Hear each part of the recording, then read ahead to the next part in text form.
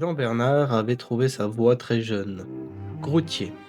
Un travail dur, bruyant, mais stable. Et pourtant, ce qu'il aimait plus que tout, ce n'était pas sa grue, c'était elle, Mia a 7 ans aujourd'hui. pensa-t-il en regardant l'horloge de sa cabine. Sa fille, sa raison de rentrer vite, sa raison de ne jamais être en retard. Comme chaque jour, à 7 heures précises, il arrête la machine. Il descend lentement, les mains encore tremblantes de fatigue. Je dois être là à l'heure. La pluie a rendu l'escalier glissant. Il descend plus vite, mais avec attention. Soudain, un bruit, Qu'est-ce que c'était? un miaulement, un petit cri faible, presque noyé dans le vent. Près du mur, un chaton trempé le regarde. Oh, pauvre petit. Jean-Bernard s'accroupit, tend la main. Le chat ne fuit pas. Ce n'est pas un hasard.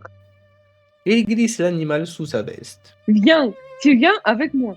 En entrant dans la cour de l'immeuble, il lève les yeux. Une silhouette à la fenêtre. C'est Jean-François. Encore lui. Jean-Bernard détourne le regard.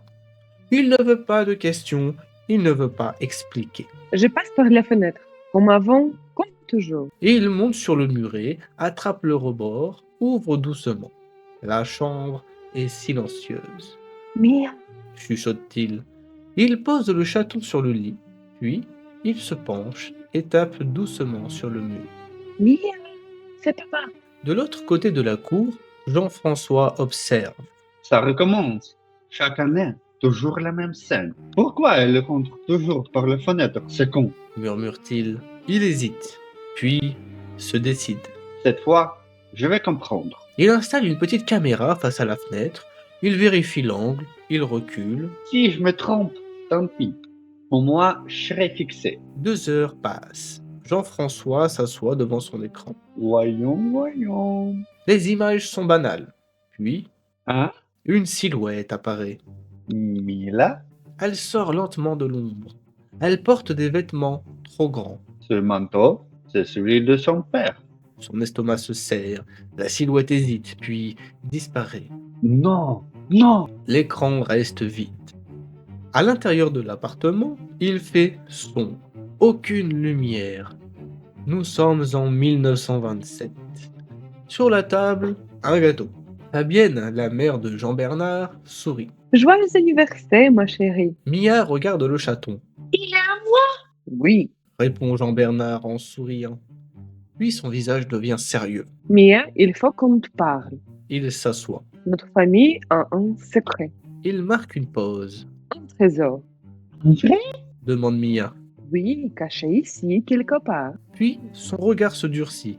Mais quelqu'un le sait aussi. Jean-François. Murmure Fabienne. Oui, il observe tout le temps. Il se penche vers sa fille. Tu devrais lui faire peur quand le jour viendra. Le chat miaule doucement. Jean-François éteint l'écran. Silence. Il y a quelque chose de louche. Il se lève brusquement. Le trésor, j'en suis sûr. Il attrape sa lampe de poche. Le couloir est vide, ses pas résonnent. Devant la porte, il hésite, puis finit par coller son oreille. Des voix, Une enfant, puis un miaulement, des clés, murmure-t-il, une bibliothèque. puis une voix étrange.